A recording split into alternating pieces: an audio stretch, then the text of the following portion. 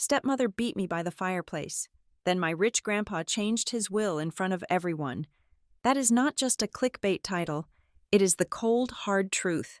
I am recording this from my own lodge in Colorado, a place I own 100%, while my stepfamily is stuck renting a mediocre apartment. If you think inheritance always flows to the golden child, just wait until I tell you about the night my grandfather rewrote his legacy. My name is Elena Armstrong, and I am 32 years old. If you are watching this, you probably clicked because of the title. I know how it sounds. It sounds like one of those exaggerated, clickbait headlines designed to make you angry enough to watch through the advertisements. Stepmother beat me by the fireplace. Then my rich grandpa changed his will in front of everyone. It sounds like fiction, or maybe a bad soap opera script. But look at where I am sitting. Look at the stone fireplace behind me. Listen to the crackle of that wood. This is not a set. This is my life, and this specific spot, right here in front of the hearth, is where it all ended. And strangely enough, it is also where it all began. I am broadcasting live from my lodge in Maple Ridge, Colorado. It is a beautiful property, sitting right on the edge of the water, with vaulted ceilings and the kind of timber beams that smell like history and money. And I want to be perfectly clear about one thing before I go any further. This deed is in my name, 100%, not a trust, not a joint asset, not a family holding, mine. Meanwhile, 3 states away, my stepmother Vanessa and my half-brother Caleb are currently squeezed into a 2-bedroom rental apartment that smells like damp carpet and regret. My father, Mark, is there too, probably staring at the wall, wondering where he lost control of the narrative.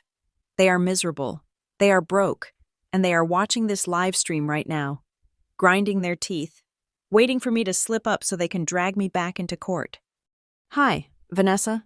Get comfortable. This might take a while. You see, if you have ever felt like the black sheep of your family, if you have ever been the one who was overlooked while the golden child got the new car, the tuition money, and the praise for doing absolutely nothing, then you need to hear this. If you have ever thought that money and inheritance will always flow inevitably toward the kid who was coddled the most, I need you to wait until I get to the part where my grandfather, Henry Ellis, stopped a room full of vultures cold in their tracks. He didn't just change his will, he obliterated their future. And he did it with a pen, a piece of paper, and a lawyer who looked like she was ready to go to war. But people get the wrong idea about this lodge. They see the view of the lake, they see the high-end furniture, and they assume I just waited for the old man to die and cashed a check. That is what Vanessa told the neighbors. That is what Caleb cried about on his little TikTok channel. That is a lie. For 8 long years, I worked myself into the ground to buy this place. I lived in a studio apartment in Denver that was smaller than the master bathroom in this lodge. I ate instant noodles more nights than I care to admit. I worked as a data strategist, climbing from the bottom of the ladder to the top, saving every single cent that did not go toward rent or electricity. I had a spreadsheet named Lake Lodge Plan, and I watched those numbers grow by $5 here, $10 there, until I finally had enough for the down payment. I did not touch a dime of my grandfather's money to buy this roof over my head. And that is what drove them crazy. When I signed the closing papers on this place, I made the mistake of sharing a photo in the family group chat. I was proud. I thought, maybe after a decade of silence, they would just be happy that I was off their payroll. Not that I was ever really on it. Instead, they sued me. You heard that right. My father, my stepmother, and my half-brother Caleb dragged me into a legal battle. They accused me of stealing this lodge. They claimed that because my grandfather had always promised a lake house to the family, and because I bought this with money they assumed I stole from him, that this house was actually Caleb's moral inheritance. That was the phrase they used in court documents, moral inheritance, as if being born a boy and being spoiled rotten gave him a divine right to the sweat off my brow. They tried to paint me as a manipulator. They told the judge I had taken advantage of a senile old man. They told the world I was a thief who abandoned her family. But they forgot one thing. They forgot that my grandfather was not senile. They forgot that he was the smartest man in the room. even when he was sitting in a wheelchair, and most importantly, they forgot about the cameras. The day they dragged me to court was the day my grandfather decided he had seen enough. It was the day he turned their entire lives into the most expensive lesson they would ever learn. He didn't just beat them in court. He dismantled their ego, piece by piece, in front of a notary and a camera lens, right by a fireplace that looks exactly like the one behind me. To understand why he did it, to understand the sheer, beautiful brutality of that moment, we have to go back. We cannot start with the victory. We have to start with the blood. We have to go back to a winter night when I was 19 years old. I was a sophomore in college, back home for the holidays, trying desperately to be invisible. I wasn't rich then. I wasn't confident. I was just a girl who wanted to be loved by her dad and accepted by her stepmom. I was naive. That night, the air in the living room was thick enough to choke on. The fire was roaring, just like this one is now. And I remember the smell, not just the wood smoke, but the metallic, coppery scent of my own blood hitting the wool rug. I can still hear the sound of the wood popping in the grate. The image of this warm, expensive lodge is fading from my mind, replaced by the drafty, dark corners of my childhood home in Redford, Oklahoma. The walls are closing in, the temperature is dropping, and I am 19 years old again, trembling, not from the cold, but from the realization that the people who were supposed to protect me were the ones holding the weapon. Redford, Oklahoma, is the kind of place where winter does not just arrive. It settles in like an unwanted relative. I grew up in a rented house on the edge of town, a structure that always felt temporary, even though we lived there for years. The walls were thin, and the insulation was practically non-existent. From November to March, the air inside smelled permanently of damp wool and the biting, charred scent of burning wood. That smell is nostalgic for some people. For me, it is the smell of suffocation. My mother made that house a home, but she passed away from ovarian cancer when I was 10 years old. When she died, the color seemed to drain out of the world. The curtains she sewed, the little ceramic figures she painted, they all suddenly looked like artifacts from a lost civilization. My father, Mark, was not built to be alone. He was a man who needed direction, someone to tell him where to stand and what to think. He grieved for exactly 2 years before he found someone new to give him orders. Enter Vanessa. Vanessa was different from the women in Redford. She wore sharp blazers and heels that clicked too loudly on our warped floorboards. She had a way of looking at our furniture, our dishes, and even me, as if she were mentally calculating how much it would cost to replace us with something better. She did not come alone. She brought Caleb, her 8-year-old son, a boy with cheeks that were always flushed and hands that were always grabbing for something that did not belong to him. From the day Vanessa's moving boxes blocked our hallway, the gravitational pull of the household shifted. It wasn't subtle.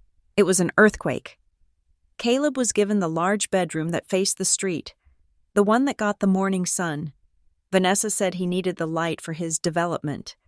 I was moved into the back room, a converted storage space where the draft from the window was so strong it could blow out a candle. "We have to make sacrifices to be a family, Elena," my father told me, refusing to look me in the eye. That became the theme of my adolescence. I sacrificed. They thrived. By the time I was 16, the hierarchy was carved in stone. Caleb was the golden boy. If he sneezed, Vanessa was there with a tissue and a vitamin supplement. If I had a fever, I was told to stop being dramatic and finish my chores. Caleb was enrolled in the youth football league, and suddenly, our budget revolved around cleats, pads, and travel expenses. He walked around the house like a miniature king, leaving a trail of muddy footprints that I was expected to clean up. I remember one Tuesday evening specifically. It was the day I found out I had been accepted into the state's gifted and talented honor program. It was a massive deal for me. It meant access to college-level courses and a chance to escape Redford. I waited until dinner to share the news. We were eating meatloaf, Caleb's favorite, of course. "I got into the honors program," I said, unable to keep the tremble out of my voice. "The guidance counselor said I am the only junior from our school to qualify this year. My father looked up from his plate, chewing slowly. That is good. Elena, good job. That was it. No smile. No, I'm proud of you. Just a generic acknowledgement. As if I had said I took out the trash. Before the silence could stretch, Vanessa slammed her hand on the table, beaming. But she wasn't looking at me. She was looking at Caleb. Oh, Mark, that reminds me. The coach called today. Caleb made second string on the varsity team. Can you believe it? A sophomore on varsity. My father's face lit up in a way it never did for me. Second string? That is incredible. Son, we need to celebrate. Maybe we can go down to the sporting goods store this weekend and look at that new helmet you wanted. I sat there, gripping my fork until my knuckles turned white.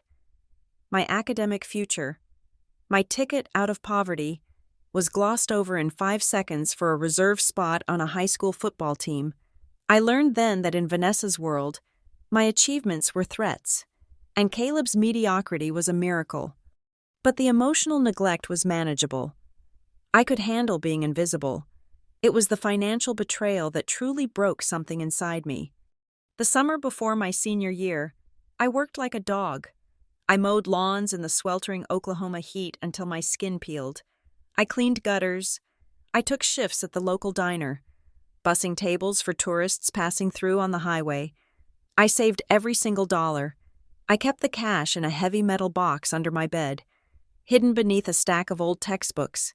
By August, I had saved $3,000. It was my startup fund for college. It was my freedom.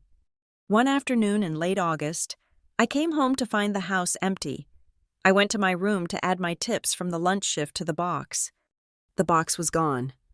Panic is a cold sensation. It starts in the stomach and shoots into the fingertips. I tore my room apart. I pulled out drawers, checked under the mattress, emptied the closet. Nothing. Then I heard the rumble of an engine outside. I ran to the front porch. A brand new cherry-red dirt bike was idling in the driveway. Caleb was sitting on it, revving the engine, a wide grin plastered on his face. Vanessa and my father were standing on the lawn, clapping. "Surprise!" Vanessa squealed, clapping her hands together. "A family gift for our athlete." I walked down the steps, my legs feeling like lead. I looked at the bike, then at my father. "Where did the money come from?" I asked. My voice was quiet, deadly calm. My father shifted his weight, looking at the grass. Vanessa stepped forward, her smile not reaching her eyes. "We pooled our resources," she said smoothly.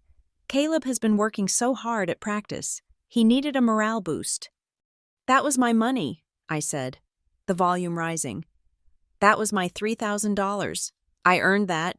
I sweat for that." Vanessa's expression hardened instantly. The mask slipped. "In this house, Elena, there is no my money. There is family money. We needed to make a purchase for the good of the family. Do not be selfish. You have a roof over your head, don't you? You eat our food?" "I am saving for college," I screamed. "Community college is cheap," she dismissed, waving her hand as if swatting away a fly. "Mark, talk to your daughter. She is being hysterical." My father finally looked at me, his eyes pleading with me to just let it go, to just take the hit so he wouldn't have to deal with conflict. "Elena, it's done now. We will figure something out later. Let Caleb enjoy his bike." I looked at Caleb. He wasn't even listening. He was just revving the engine, drowning out my voice. Vroom, vroom, the sound of my $3,000 burning up in exhaust fumes. From that day on, I stopped keeping anything of value in that house, and I stopped looking at my father as a parent. He was just Vanessa's husband. The center of that house, the stage where all our dramas played out, was the fireplace. It was a massive thing, floor-to-ceiling river stone, built by my grandfather, Henry Ellis, 40 years prior when he had originally owned the land.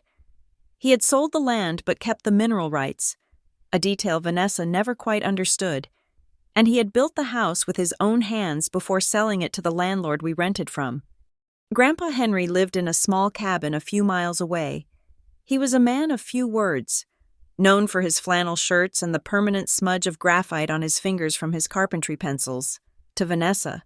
He was just an old man with a small pension who occasionally came over for Sunday dinner.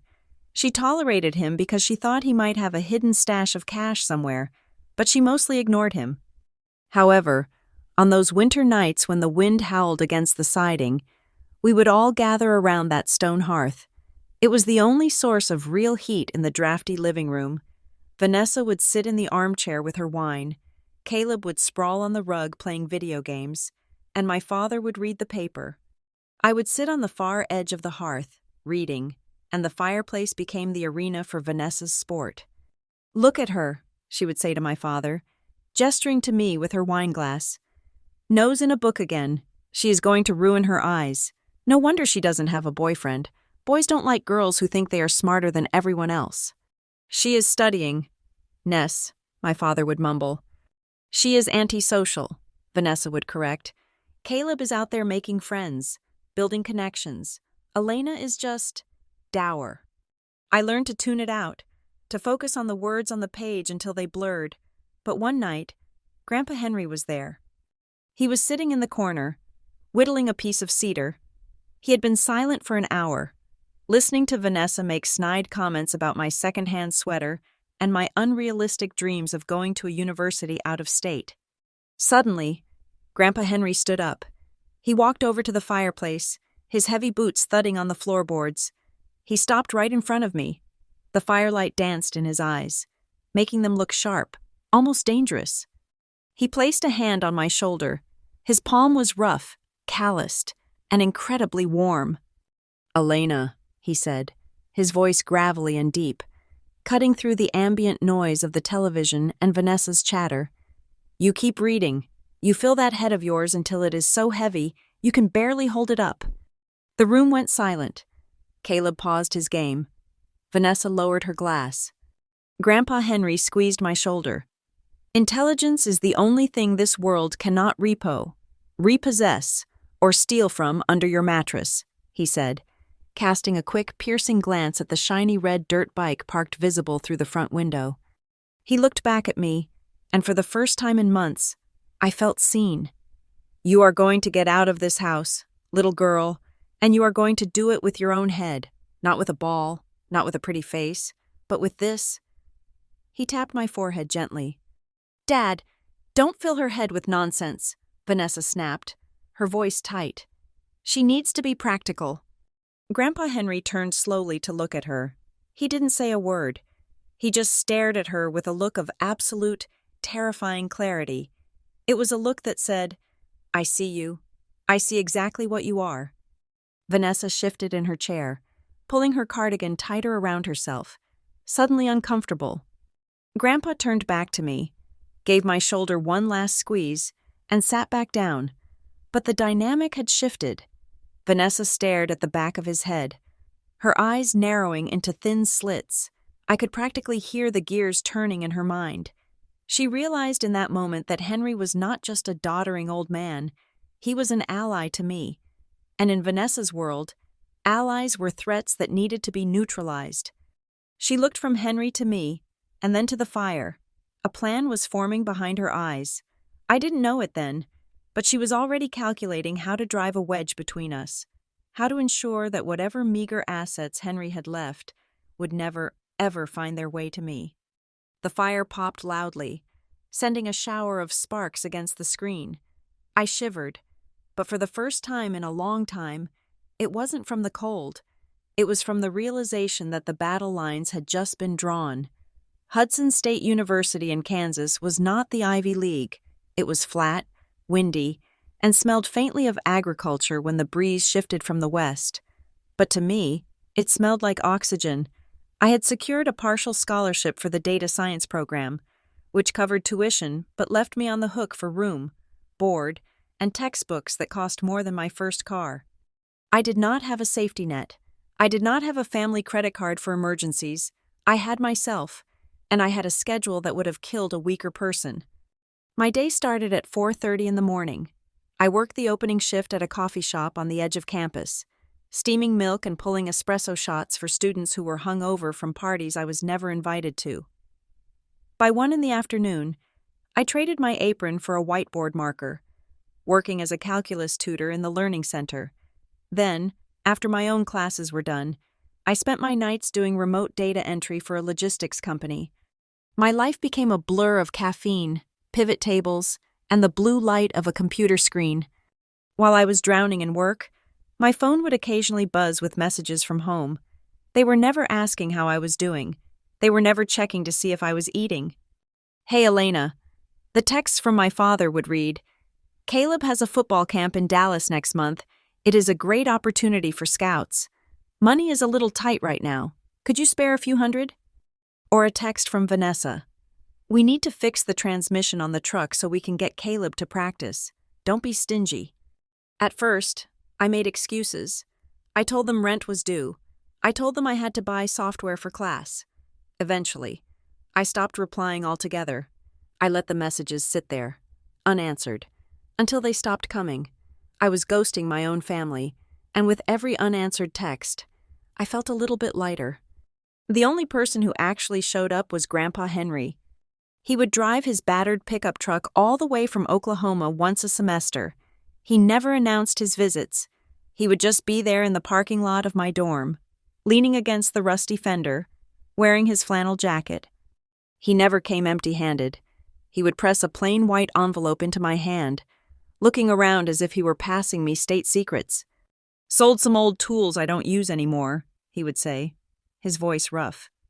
Or "I fixed a fence for the widow down the road. It isn't much, kid, but get yourself a hot meal." Inside, there would be $200, maybe $300. I knew he hadn't sold tools. I knew he was scraping this together from his pension, hiding it from Vanessa's prying eyes. I tried to refuse it once, and he looked so hurt I never tried again. During my junior year, my laptop, a brick of a machine I had bought secondhand, finally died. The fan had been screaming for months, and then one day, the screen just went black. I was panicked. I had a coding project due, and I couldn't afford a replacement. 2 days later, Grandpa Henry showed up. He handed me a box from an electronics store. It was a brand new, high-performance laptop. "I can't take this, Grandpa," I said, staring at the box. "This cost over $1,000. "Take it," he grunted, kicking at a pebble on the pavement. "That old machine of yours sounded like a lawnmower. Besides, you need good tools if you're going to build a life. Just keep it safe." I hugged him then, burying my face in his shoulder. I didn't know it at the time, but that laptop would eventually become the vault for every receipt, every email, and every video file that would later bring my stepfamily to their knees. That night, I opened a new Excel spreadsheet on my new computer. I named the file Lake Lodge Plan. It started as a fantasy.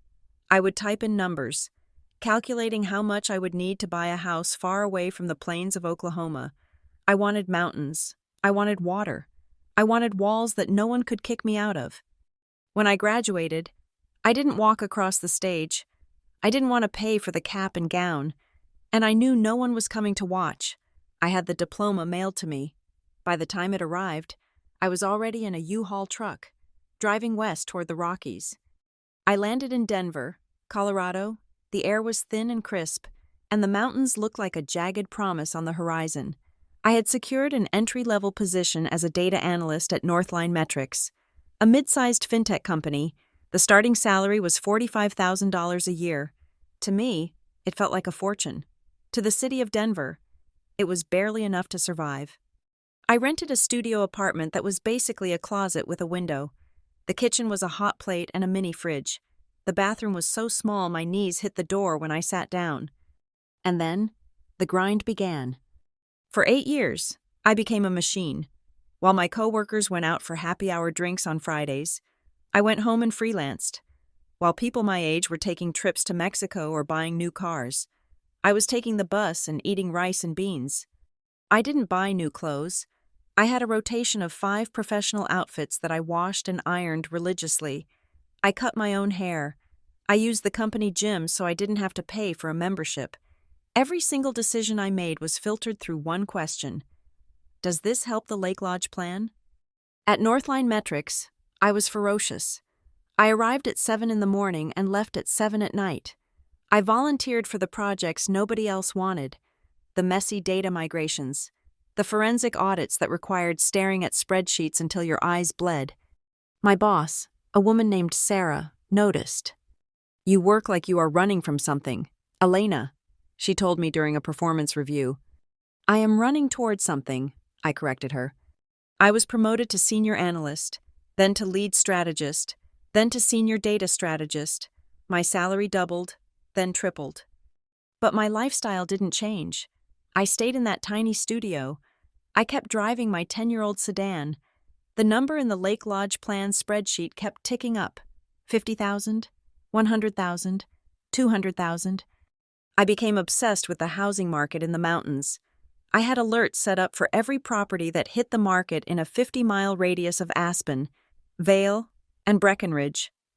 Most of them were multi-million-dollar mansions that were out of my league, but I watched them anyway.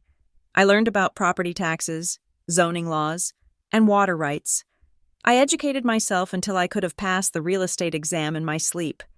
Then, late one Tuesday night, a notification popped up on my screen. It was a listing in a town called Maple Ridge. It wasn't a ski resort town. It was quieter, more secluded. The property was a lodge built in the late 80s.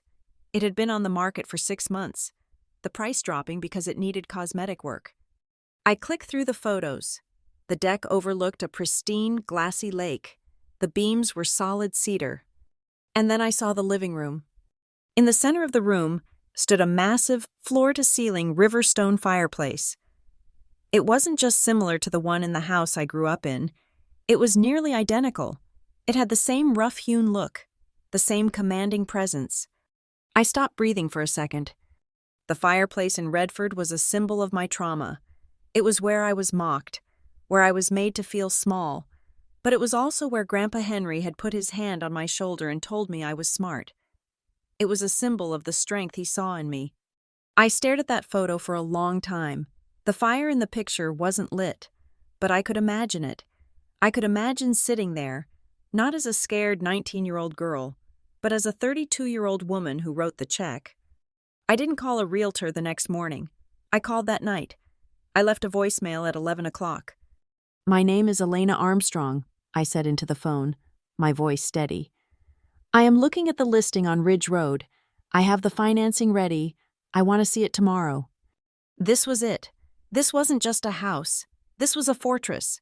And for the first time in my life, I was going to build a home that had absolutely nothing to do with Mark, nothing to do with Caleb, and absolutely nothing to do with Vanessa. I looked at my spreadsheet. The number in the total savings cell was bright green. It was enough for a 20% down payment and the renovations. I closed the laptop, the same one Grandpa Henry had bought me 8 years ago, and for the first time in a decade, I slept through the night. I didn't know it then, but buying that house was the act that would bring the vultures circling back. But this time, I wasn't the prey. To understand why I'm sitting here today as the owner of a multi-million-dollar estate, and why my family is currently scrambling to pay their rent, you have to look at the scar on my lower back. It is a thin, jagged white line now, barely visible unless the light hits it just right. But the memory of how I got it is as vivid as the flames in the hearth behind me. It happened during the winter break of my sophomore year. I was 19 years old. I had not planned on going back to Redford. I had plenty of excuses ready.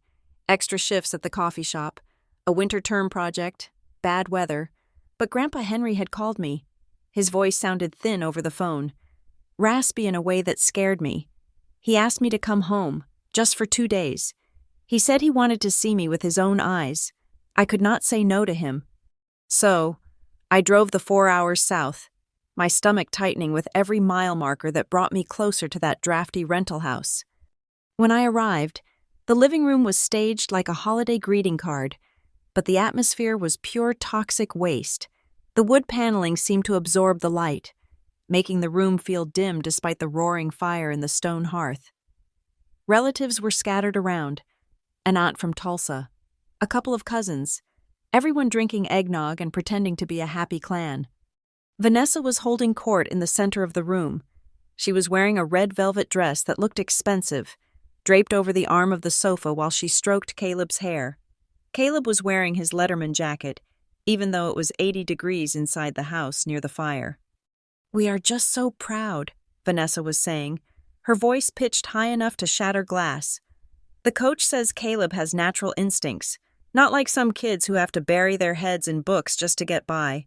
She shot a glance at me. "Elena, you look pale. Do they not have sunlight in Kansas? Or are you just spending too much time in that dark library?" "I work indoors, Vanessa," I said, trying to keep my voice neutral. "I am paying for school." "Right. The struggle," she sneered, taking a sip of her drink. "Well, Caleb won't have to struggle. Talent opens doors that hard work cannot." I bit my tongue. I walked over to where Grandpa Henry was sitting in his wheelchair by the fire. He looked frazzled, his breathing a little shallow, but his eyes were sharp. He watched Vanessa with a look I couldn't quite place, something between pity and disgust. "Come here, kid," he wheezed. He reached into his plaid shirt pocket and pulled out a thick white envelope. He didn't slip it to me secretly this time.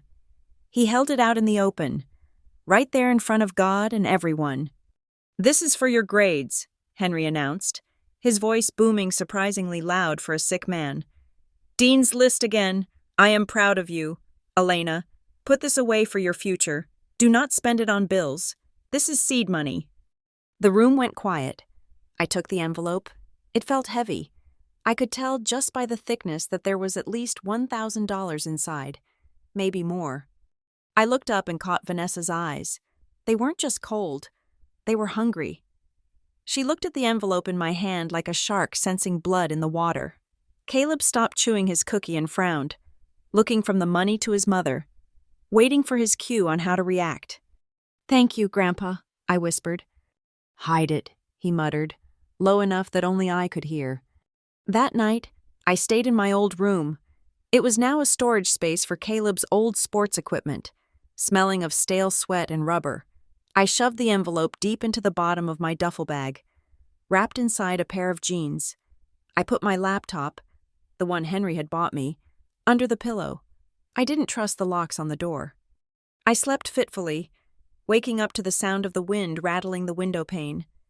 Sometime around 3 a.m, I got up to use the bathroom. When I came back, I thought I saw a shadow move near the door, but I was groggy. I checked my bag. The zipper was closed. I went back to sleep. I didn't know that while I was in the bathroom, Vanessa had slipped in. She hadn't just taken the envelope. She had opened my laptop. It was password protected, but I had foolishly written the password on a sticky note attached to the charger, a habit from my frantic late-night study sessions. She had logged in. She had found the folder labeled Financials and the Excel file named Lake Lodge Plan. She didn't see a girl saving for a dream. She saw a threat. She saw evidence that I was hoarding resources she believed belonged to her son. The explosion happened the next morning. I walked into the living room, dressed and ready to leave. My bag was packed. I just wanted to get a cup of coffee and say goodbye to Grandpa before driving back to Kansas. Vanessa was standing in front of the fireplace. Mark was sitting on the sofa, his head in his hands. Caleb was leaning against the wall, smirking. Grandpa Henry was in his chair, looking confused and agitated. "Sit down, Elena," Vanessa said. Her voice was trembling, but not with fear, with rage. "I have to go. Vanessa, I have a shift tomorrow morning." "You are not going anywhere until you return what you stole," she spat. I froze. "Excuse me?" "The money from the safe," she shouted, pointing a manicured finger at me. "Mark keeps emergency cash in the wall safe. $500 is missing, and coincidentally, you have a wad of cash in your bag." "Grandpa gave me that money," I yelled, looking at my father. "Dad, you saw him give it to me yesterday." Mark didn't look up. He just rubbed his temples. "Elena, if you took it, just give it back. We don't need to make this a police matter." "I didn't take anything." "Liar," Vanessa screamed. She took a step toward me. "And I know what you are doing. I saw your computer. Lake Lodge Plan? You are funneling Henry's money into a secret account. You are manipulating a sick old man to buy yourself a vacation home while your brother struggles to get equipment for his future. I earned every cent of that money. I stepped forward, my own anger finally boiling over. I was done being the victim. I was done being quiet. I work 3 jobs, Vanessa. I work while you sit here drinking wine and spending Dad's paycheck on toys for Caleb. And you went through my laptop? You invaded my privacy? I have a right to protect this family from parasites, she shrieked. You are the parasite, I screamed back. The words hung in the air, vibrating against the stone fireplace. Vanessa's face turned a color I had never seen before, a deep, violent plum. She snapped. She didn't slap me. That would have been too cliché. She reached out and grabbed the heavy iron fire tongs leaning against the stone hearth.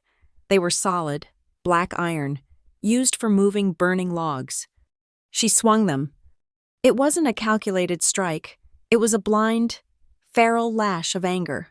The heavy iron connected with my upper back, right between my shoulder blades. The sound was sickening, a dull thud of metal on bone. The pain was immediate and blinding, like a lightning bolt shattering my spine. I gasped. The air knocked out of me and stumbled forward. "Vanessa!" Grandpa Henry roared. She didn't stop. As I tried to regain my balance, she swung again. This time, the iron rod hit my lower back, hard. The force of it knocked me off my feet. I fell onto the rough wool rug, my hands scraping against the stone hearth. I lay there for a second, stunned. My back felt like it was on fire. I looked up. Vanessa was standing over me, breathing heavy, the tongs still clutched in her hand. She looked like a giant. "You learn your place," she hissed. "You do not speak to me like that in my house." Caleb was staring at me, his mouth open, the smirk gone. He looked terrified. And my father? Mark looked at me, lying on the floor, clutching my back. Then he looked at his wife. "Vanessa," he stammered, his voice weak. "Honey, put the tongs down. That is enough. She learned." "She learned?" That was what he said. Not, "Are you okay?" Not, "I am calling the police." Just, "She learned." I dragged myself up. My back was throbbing with a pulse that made my vision swim. I grabbed my bag. I didn't look at Mark. I didn't look at Caleb. I looked at Vanessa, and I saw the fear start to creep into her eyes as the adrenaline faded. She realized she had gone too far. She had assaulted a 19-year-old adult. "I am leaving," I said. My voice was raspy. "If you ever come near me again, I will put you in jail." "It was self-defense," Vanessa lied instantly, dropping the tongs. "You came at me." "Get out, Elena," Henry said, his voice shaking with a rage I had never heard before. "Go, run, do not look back." I limped to the door. I walked out into the snow without a coat, the cold air biting at my skin. But it felt like a relief compared to the heat of that room. I got into my car, threw my bag in the passenger seat, and drove. I drove through the tears, through the pain that radiated down my legs every time I pressed the gas pedal. I didn't know it then, but something else had been watching. On the mantel, tucked between a framed photo of Caleb and a decorative pine cone, was a small black device.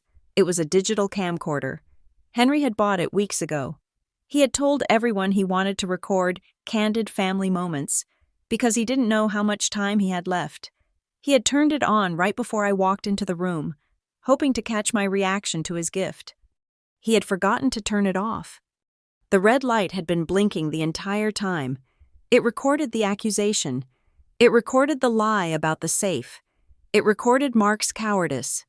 And it recorded, in high definition, Vanessa swinging that iron bar and striking me down. That video file sat on an SD card in Henry's pocket for years. He watched it that night, alone in his room, weeping, and then he made a phone call to a lawyer in the next county. As I drove away from Redford, watching the house disappear in my rearview mirror, I thought I had lost everything. I thought I was broken. I didn't know that back in that living room. The gears of my vindication had just started to turn. My grandfather had just decided that the will he had written years ago was no longer worth the paper it was printed on. He was going to burn it all down, and he was going to wait for the perfect moment to light the match. Fast forward to the present day. I am 32 years old. The ink was barely dry on the closing documents. I sat alone on the floor of the great room in the Maple Ridge Lodge, a bottle of champagne open but untouched beside me. The house was empty, echoing with the silence that only comes with massive, timber-framed spaces. It was mine, every beam, every stone, every view of the dark. Churning Lake outside the window belonged to me. I had paid the down payment with money I had bled for, sweated for, and starved for over the last 8 years. I had signed a 30-year mortgage that terrified me and thrilled me at the same time. For the first time since I was a child, I felt safe. It was a moment of weakness, I suppose, or maybe it was just a lingering, pathetic desire for validation that I had not quite managed to kill off yet. I pulled out my phone. I snapped a photo of the living room, the massive stone fireplace that looked so much like the one in Redford, the high ceilings, the view of the water. I opened the family group chat. It had been dormant for months, mostly used by Vanessa to post photos of Caleb's various business ventures that usually failed within 6 weeks. I attached the photo. I typed a single caption: "Finally have a real home of my own." I hit send. I stared at the screen, watching the little delivery receipt appear. Then, nothing. No congratulations. No, "Wow, that is beautiful." No, "Good job." The silence stretched for 10 minutes, then 20, then 45. I told myself it didn't matter. I told myself I didn't care. I stood up to pour a glass of champagne, telling myself I would drink to my own success. Then my phone buzzed. It wasn't the group chat. It was a text from Sarah, a friend and former colleague from Northline Metrics. "Elena, you need to see this, right now. Do not reply to it. Just watch." Below the text was a link to a TikTok live stream. My stomach dropped. I tapped the link. The screen filled with the face of my half-brother, Caleb. He was sitting in what looked like his bedroom in the rental apartment, bathed in the soft glow of a ring light. He looked disheveled, his eyes red-rimmed, his hair messy in a way that looked calculatedly tragic. The viewer count was climbing. 5,000, 8,000, 12,000 people watching. The caption at the bottom read, "My greedy sister scammed my dying grandpa to steal my future." I felt the blood drain from my face. I turned up the volume. "I do not usually do this, guys," Caleb was saying, his voice cracking with emotion. He wiped a tear from his cheek. "I try to be a positive person. I try to keep family business private, but I cannot stay silent anymore. I just saw a photo that broke me." He held up another phone to the camera. It was the photo I had just sent to the group chat. "This is the lake house," Caleb sobbed.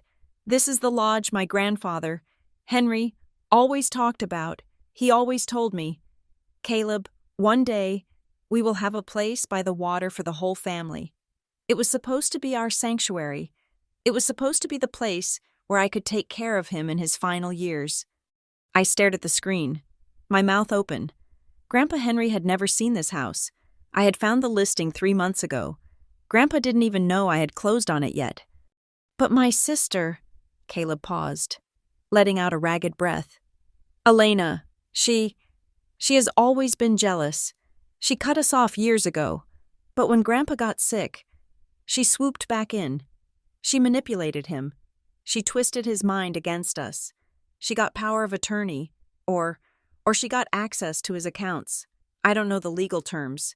Guys, I am just a heartbroken grandson, but she took the money. She drained his life savings, and today," he tapped the photo again, "today she bought this mansion with the money that was supposed to take care of our family." The comments were scrolling by so fast they were a blur. "What a monster. Sue her. Expose her name. Justice for Grandpa." Then, I saw movement in the background of Caleb's video. Vanessa walked into the frame. She wasn't yelling or looking angry like she did in my memories. She looked frail. She was wearing a simple gray sweater, holding a mug of tea with both hands. She looked like a martyr.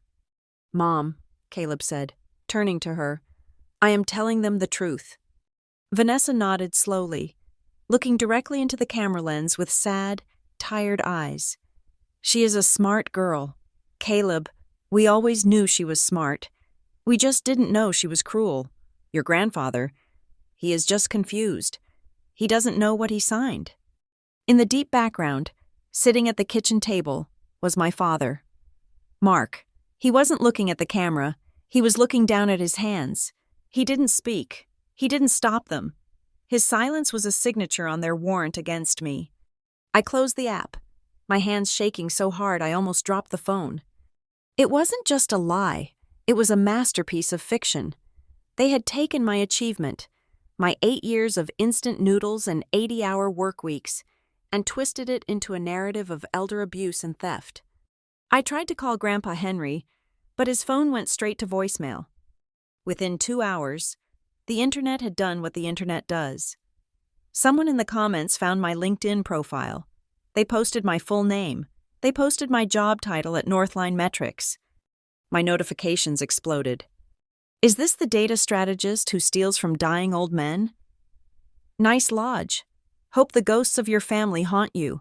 I am emailing your CEO right now. I opened my work email. There were already 5 messages from unknown senders. One of them had the subject line, "Resign, thief." Another had a screenshot of my new lodge with the caption, "Sleep tight on Grandpa's money." I sat on the floor of my dream home, feeling the walls closing in. The joy was gone. The champagne was warm. I felt dirty, exposed, and terrified. Then came the final blow. An email notification popped up on my phone. It wasn't from a troll. It was from a law firm, Martin Cole and Associates. I opened it. It was a formal letter of intent. "Dear Ms. Armstrong, we represent Mr. Caleb Armstrong and Mr. and Mrs. Mark Armstrong in the matter of the estate and assets of Mr. Henry Ellis. It has come to our attention that you have recently acquired a property in Maple Ridge, Colorado. Our clients have reason to believe this acquisition was made using funds misappropriated from Mr. Ellis through undue influence and manipulation of an elder. Furthermore, this property represents the moral inheritance of Mr. Caleb Armstrong, as per the verbal intentions of Mr. Ellis expressed over the last decade. We are prepared to file an injunction to freeze your assets and seek the transfer of the property title to its rightful beneficiary, Mr. Caleb Armstrong, to honor the family trust." Moral inheritance. I stared at the words until they blurred. They weren't just trying to ruin my reputation. They were coming for the house. They were coming for the only thing I had ever built for myself. They truly believed that because I was a woman, because I was the outsider, and because I had money, I must have stolen it. They couldn't conceive of a world where I earned it and Caleb didn't deserve it. I stood up. The sun had set, and the great room was dark, illuminated only by the moonlight reflecting off the lake. The wind was howling outside, rattling the heavy glass panes. I walked over to the fireplace. It was cold and empty. I closed my eyes, and for a second, I wasn't in Colorado. I was back in Oklahoma. I could smell the burning wood. I could feel the heat. I could feel the heavy iron tongs smashing into my spine. I could hear Vanessa screaming that I was a thief. It was the same script. It was the same play. They were just using a bigger stage now. They thought I was the same 19-year-old girl who ran away crying into the snow. They thought they could shame me into submission. They thought that if they screamed family loud enough, I would hand over the deed just to make the noise stop. I looked at my reflection in the dark window. My face was pale, but my eyes were dry. "You want a war?" I whispered to the empty room. "Okay." This wasn't just internet drama. This was a calculated, strategic attempt to strip me of my life. But they had made one critical miscalculation. They assumed Grandpa Henry was a senile victim, and they assumed I was alone. I wasn't going to reply to the comments. I wasn't going to post a defense video. I was going to do what I did best. I was going to look at the data, find the anomalies, and destroy them with the truth. I picked up my phone and dialed the one number I knew would answer. No matter how late it was, I didn't call a friend. I called the nursing home where Grandpa Henry was staying for his physical therapy. It was time to wake the sleeping dragon. I did not reply to the TikTok video. I did not engage with the hundreds of comments calling me a thief. I did not even cry. The tears I had shed at 19 were the last ones that family would ever get from me. Instead, I picked up my phone and dialed the direct line to the rehabilitation center in Clearwater Springs, where Grandpa Henry was recovering from a hip surgery. It rang 4 times. I was terrified he wouldn't answer, or worse, that Vanessa had somehow blocked my number on his landline. Hello? His voice was raspy, a little weaker than I remembered, but the edge was still there. Grandpa, it is Elena. There was a long pause on the other end. I could hear the hum of the facility in the background. Then, he let out a long, heavy sigh that sounded like air escaping a tire. Elena, he said, have they started it? Is it happening? A chill went down my spine. He did not ask what was happening. He knew. Caleb posted a video, I said, gripping the phone tight. He is telling everyone I stole your money to buy my lodge. They are threatening to sue me for what they call your moral inheritance. Grandpa, they have a lawyer named Martin Cole. Henry let out a dry, short chuckle that turned into a cough. Martin Cole, that ambulance chaser. Listen to me. Elena, I need you to drive to Clearwater Springs tomorrow morning.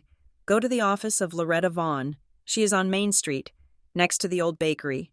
Do you remember her? The lady who handled Grandma's estate? The same. I have been expecting this day for 13 years. Elena, ever since the night you walked out into the snow, go see Loretta. She has the paperwork. She has the truth. Grandpa, are you okay? Is Vanessa there? They stopped visiting 2 weeks ago when I refused to sign the final draft, he said, his voice dropping to a whisper. They think they won. Let them think it. Just go to Loretta. The next morning, I drove down to Clearwater Springs. It was a 3-hour drive from Maple Ridge, and I spent every minute of it replaying the last decade in my head, trying to find the clues I had missed. Loretta Vaughn's office smelled of lemon polish and old paper.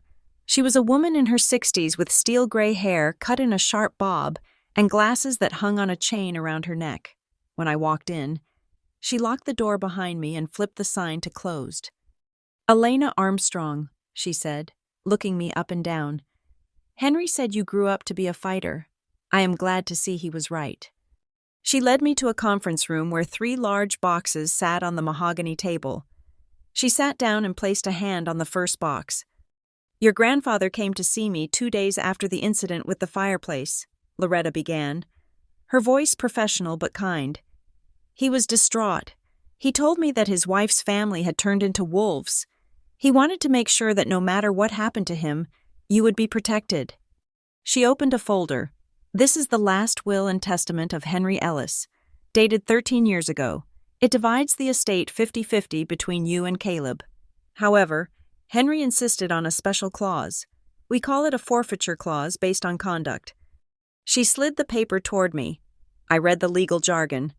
It stated clearly that if any beneficiary was found to have committed acts of physical violence, fraud, or financial coercion against another beneficiary or the grantor, their share would be automatically forfeited and transferred to the remaining party.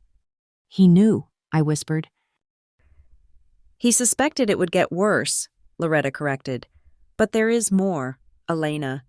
Did you ever wonder why your grandfather never sent you money during college? Why he only gave you cash in person? I thought he was broke, I said. Or I thought maybe he was disappointed that I left. Loretta's expression tightened. She reached into the second box and pulled out a stack of envelopes. They were bundled together with a rubber band. There must have been 50 of them. My heart hammered against my ribs. I recognized Grandpa's handwriting on the front. To Elena Armstrong, Hudson State University. But across every single stamp, there was a red ink stamp that read, Return to sender. Refused. He sent you a check every month for 4 years, Loretta said softly. He sent birthday cards. He sent letters telling you how proud he was, and every single one came back to him. Vanessa told him you were sending them back. She told him you wanted nothing to do with him unless he signed the house over to you right then and there. I felt the air leave my lungs. I never saw these. I thought he forgot about me. He didn't know for sure until the 3rd year, Loretta explained. He hired a private investigator to track the mail. Vanessa was intercepting the outgoing mail at the post office box in Redford. She was stamping them herself. She wanted Henry to believe you hated him. She wanted to break his heart so he would write you out of the will. I touched the envelopes, my vision blurring. They had stolen my relationship with him. They hadn't just taken money. They had taken years of love. They had made me feel abandoned while telling him I was ungrateful. There is something else, Loretta said. She pulled out a small digital recorder. Henry started carrying this in his pocket whenever Mark and Vanessa came to visit him. Listen. She pressed play. The audio was crackly, but the voices were unmistakable. Voice of Vanessa. Henry, you are being difficult. We need to move the funds to the joint account. The nursing home costs are going up. Voice of Henry. My pension covers the home. Leave the investment accounts alone. Those are for the grandchildren. Voice of Vanessa. For Caleb, Elena made her choice. She abandoned this family. If you leave her a dime, Henry, I swear I will contest it until there is nothing left but legal fees. You need to be practical.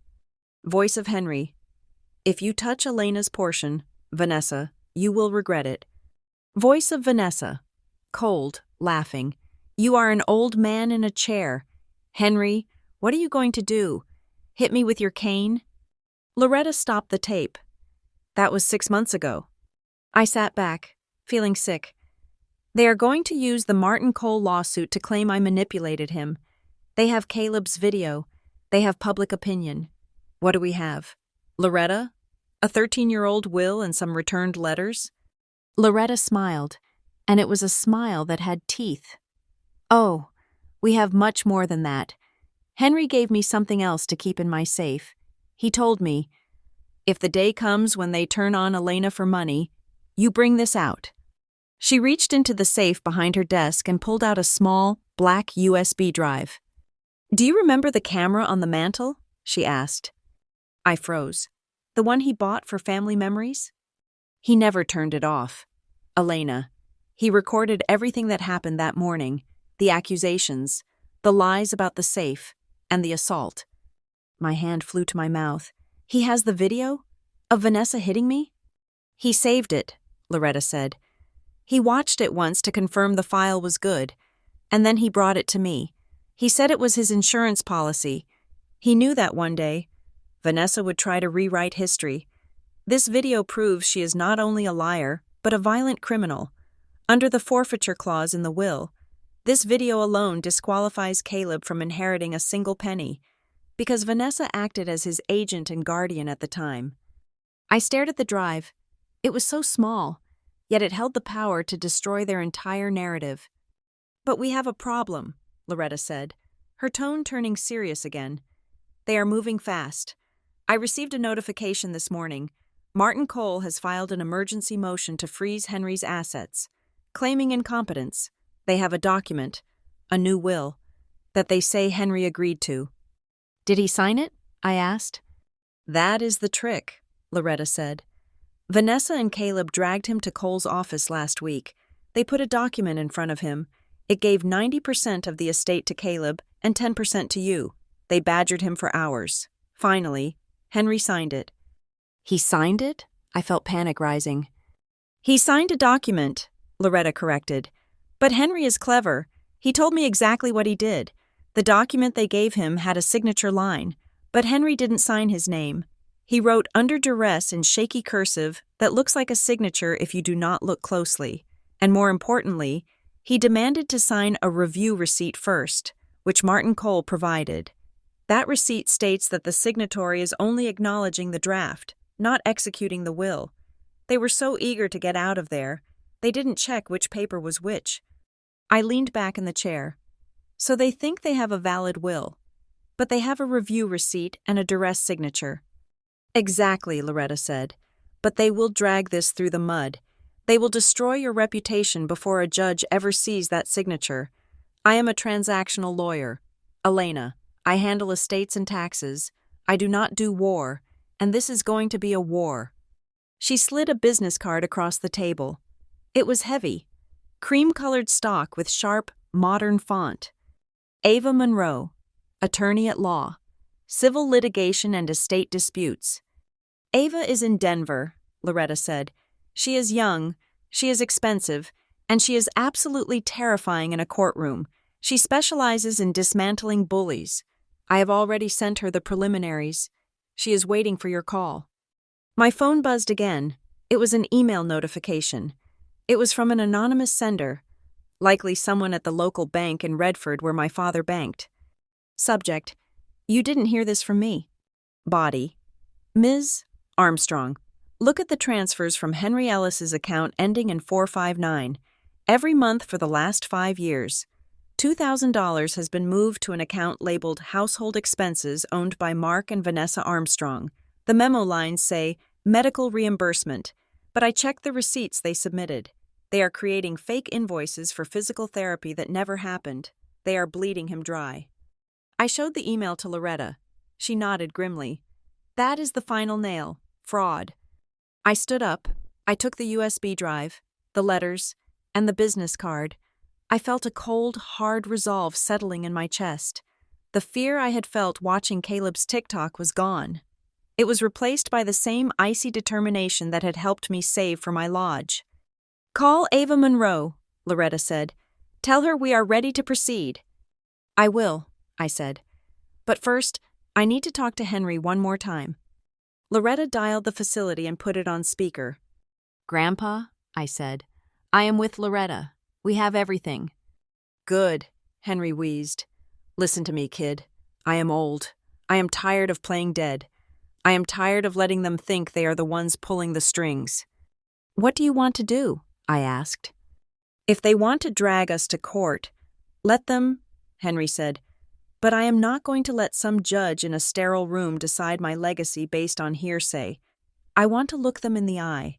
If they want my money so bad, they can come get it from me. I am going to roll myself back to that fireplace one last time. Grandpa, you can't go back to the house, I said. It is not safe. I am not talking about the old house, he said.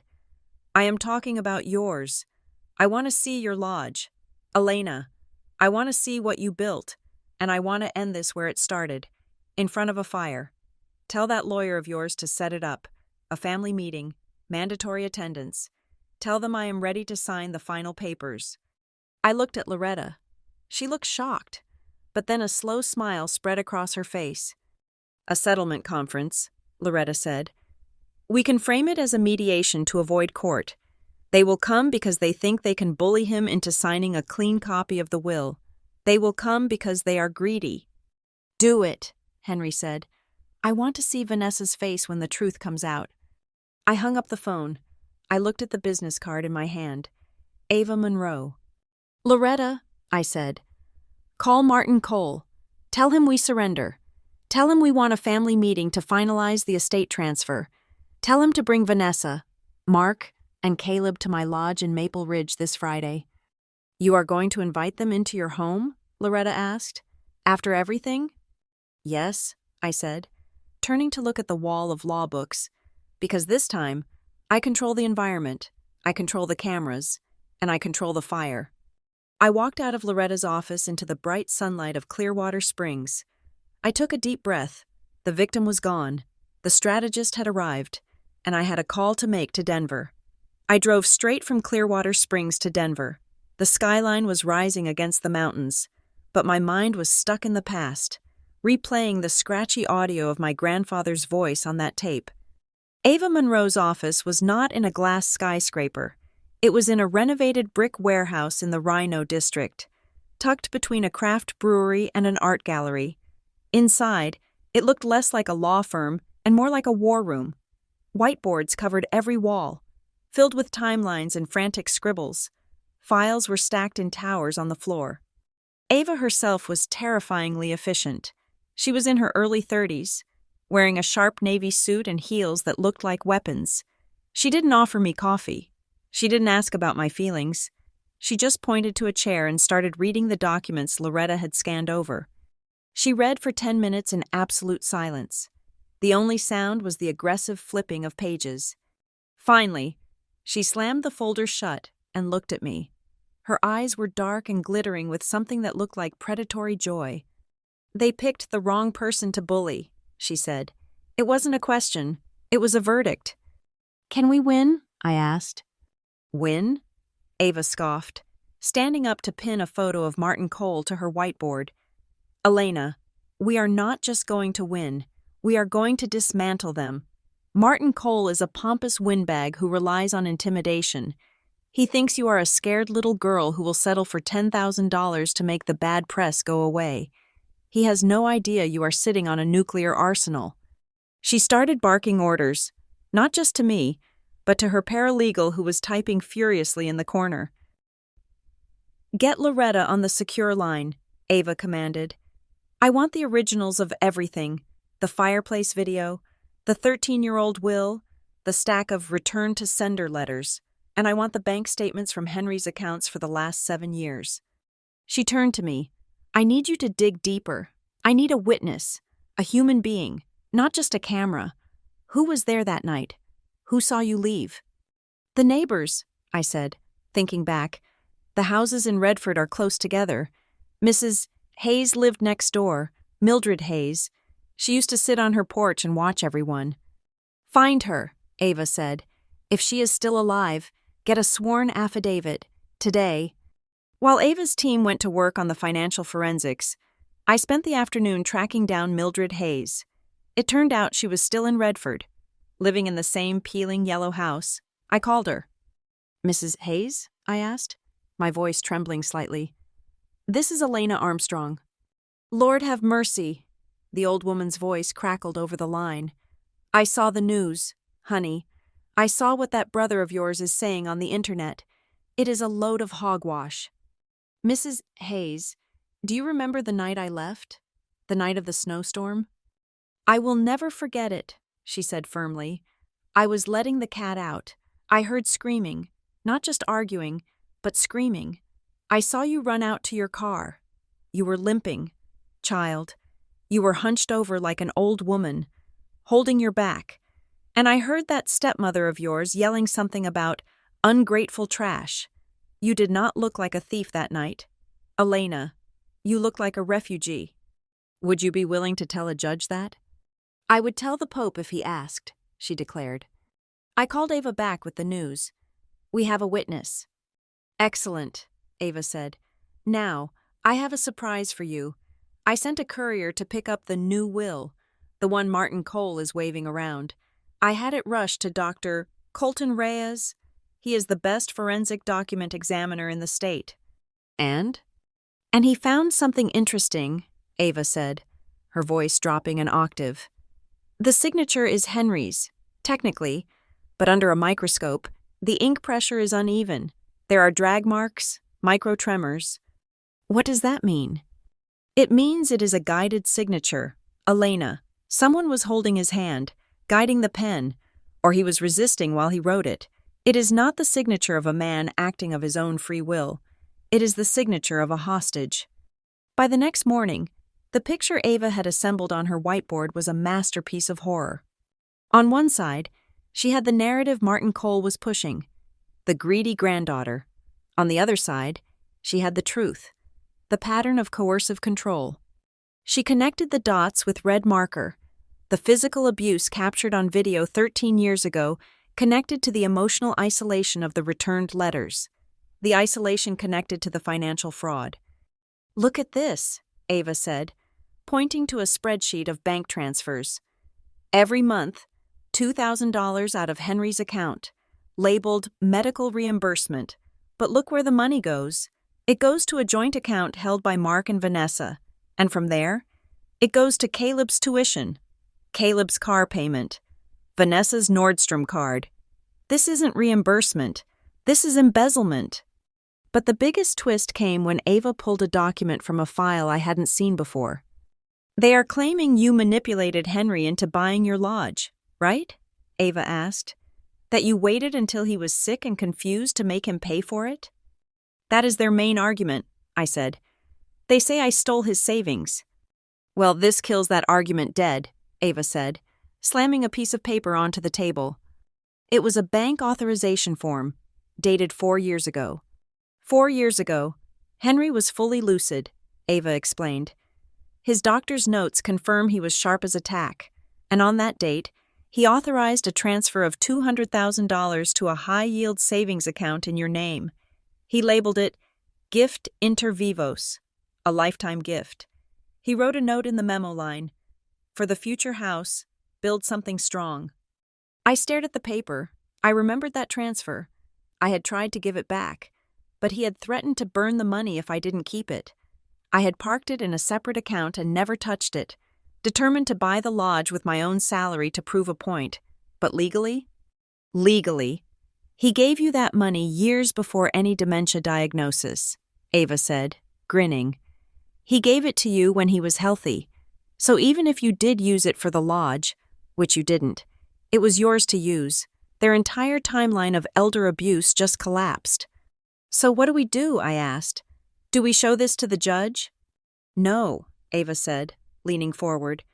We go on the offensive. We are not just defending you anymore. Elena, I am filing a countersuit this afternoon.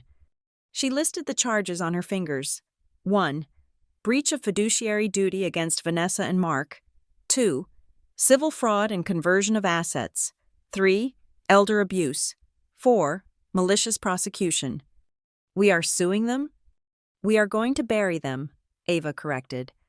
I am going to request an emergency hearing, and I am going to ask the judge to subpoena Henry Ellis.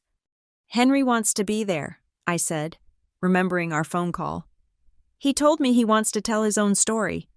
Then we need to set the stage, Ava said.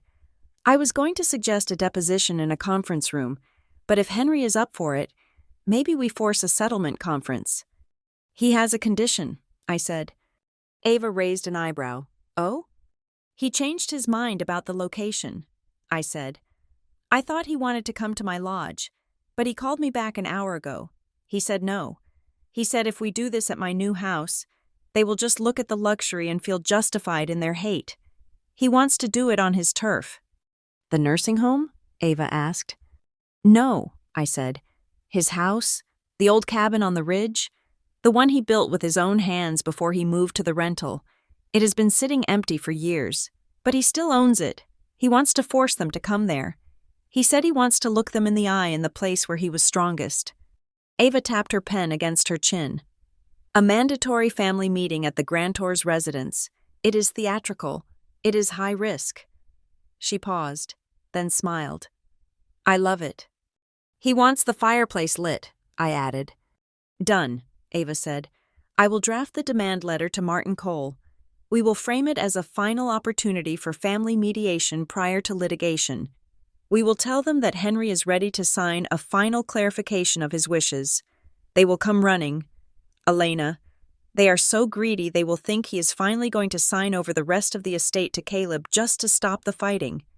They have no idea about the video, I said. They have no idea about anything, Ava said, gathering her files. They think they are walking into a victory lap. They don't know they are walking into an execution. I left Ava's office and walked out into the cool Denver air. My phone buzzed with another notification from the family group chat. Another nasty comment from a cousin I hadn't seen in 10 years. I didn't block them. I just smiled. Let them talk. I thought, let them dig their graves a little deeper. I looked at the date on my watch. 2 days. 2 days until we all gathered at Grandpa Henry's cabin. 2 days until the fireplace was lit. And the truth came out of the shadows. I got into my car and started the engine. For the first time in my life, I wasn't driving away from the fire. I was driving straight into it. The drive to Grandpa Henry's original cabin took us up a winding, treacherous road that the county plows had not touched since dawn. The snow was falling in thick, heavy sheets, blotting out the mountains and turning the world into a wall of white. It was the kind of weather that forces people indoors, the kind of weather that traps you with your own secrets. This cabin was not the rental house in Redford where I had grown up. This was the place Henry had built with his own 2 hands 50 years ago. before he sold the surrounding land and moved into town to be closer to doctors. It had stood empty for a decade, a wooden relic perched on the edge of a ravine, but today, the chimney was smoking. When Ava and I stepped inside, the heat hit us like a physical blow. The main room was dominated by a massive stone fireplace, the twin of the one in my new lodge, and the twin of the one in the house where I was beaten. The fire was roaring, the logs hissing and popping, casting long, dancing shadows against the dark timber walls. Loretta was already there. She sat at a heavy oak table in the center of the room, her posture rigid. Beside her sat a man I did not know, a notary public with a portable seal and a nervous expression, and on the mantel, right in the center, sat a camera. This one was not hidden behind a pine cone. It was mounted on a small tripod, its red recording light blinking steadily, a silent, unblinking eye staring at the room. The door opened behind us, bringing a gust of freezing wind. Vanessa entered first. She was wearing a floor-length fur coat that looked ridiculous in this rustic setting, her boots clicking sharply on the hardwood. She looked around the room with a sneer, clearly expecting a quick capitulation, but when her eyes landed on Ava, Loretta, and the notary, her step faltered. The arrogance drained out of her face, replaced by a flicker of genuine confusion. Mark followed her, shaking the snow off his jacket. He looked tired. He tried to offer a smile to the room, a weak, pathetic grimace that was meant to smooth things over. "Well," Mark said, rubbing his hands together, "quite the gathering. It is good to have everyone under one roof again, isn't it? Just like old times?" No one answered him. The silence was heavy, pressurized. Caleb came in last. He looked nothing like the confident victim he played on TikTok. In person, he was fidgety, his eyes darting around the room. He looked at me, and for a second, I saw a flash of pure hatred, a look that blamed me for every failure, every bad investment, and every disappointment in his life. He wanted to scream at me, but the presence of the lawyers kept his mouth shut. "Where is he?" Vanessa demanded, pulling her coat tighter around herself. "We drove through a blizzard for this mediation. Let's get on with it so we can get Henry back to the facility before he catches pneumonia." "Sit down, Vanessa," a voice commanded from the hallway. Grandpa Henry rolled into the room. He was in his wheelchair, a tartan blanket over his legs, but he was sitting up straighter than I had seen him in years. His face was pale, but his eyes were burning with a clarity that was terrifying.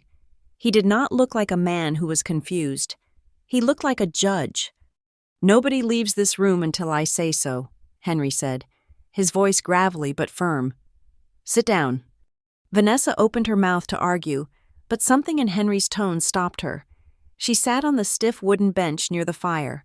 Mark and Caleb took the chairs opposite her. Ava and I stood by the wall, silent observers. Henry wheeled himself to the head of the table. He didn't look at his son. He didn't look at his grandson. He looked at the fire. "You have spent the last week telling the world a story," Henry said softly. "You told them I was a senile old man. You told them Elena was a thief. You told them I was manipulated." "Dad, we are just trying to protect you," Mark stammered.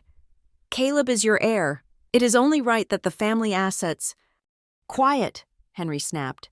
The word cracked like a whip. He picked up a remote control from the table. I hadn't noticed the flat-screen television set up on a cart in the corner until the screen flickered to life. "You want to talk about family history?" Henry asked.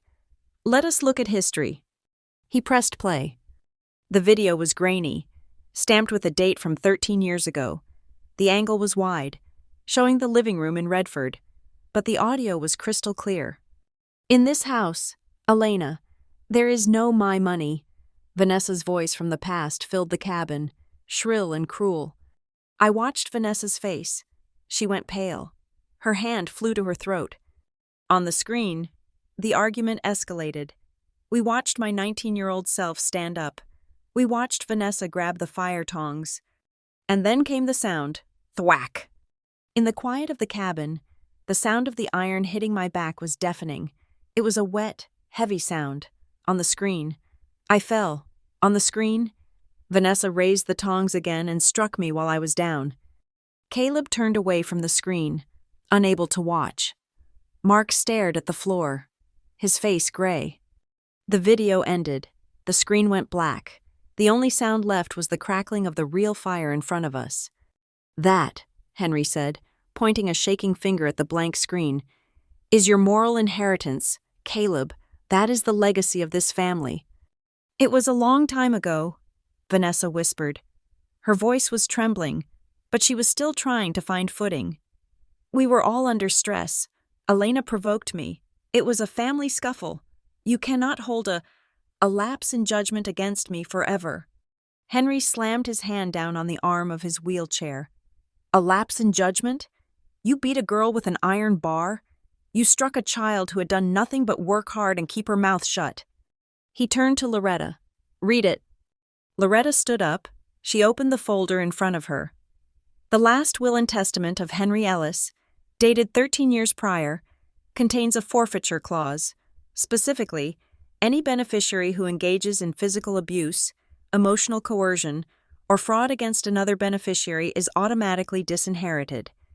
Vanessa let out a sharp, nervous laugh. "Fraud? I never committed fraud. I managed our finances." Loretta didn't argue. She just started laying papers on the table, one by one, like she was dealing a deck of cards. 52 letters addressed to Elena Armstrong, returned to sender by Vanessa Armstrong. Slap. Bank statements from 2018 to 2023 showing unauthorized transfers labeled medical expenses that were used to pay for a Ford F-150 registered to Caleb Armstrong. Slap. "And finally," Loretta said, holding up a document in a plastic sleeve, "the new will you presented to Martin Cole last week." "He signed it!" Caleb shouted, finally finding his voice. "I saw him sign it." "Dr. Colton Reyes disagrees." Ava spoke up for the first time, her voice cool and lethal. "His forensic analysis shows the signature was guided, but more importantly, Caleb, look at the signature line." Loretta projected an image of the signature onto the TV screen. It was shaky. It was barely legible. But if you squinted, it didn't spell Henry Ellis. It spelled under duress. "I am old," Henry said, looking at Caleb with a mixture of pity and disappointment. "My body is failing me. My legs do not work. But I am not stupid. I have never been stupid."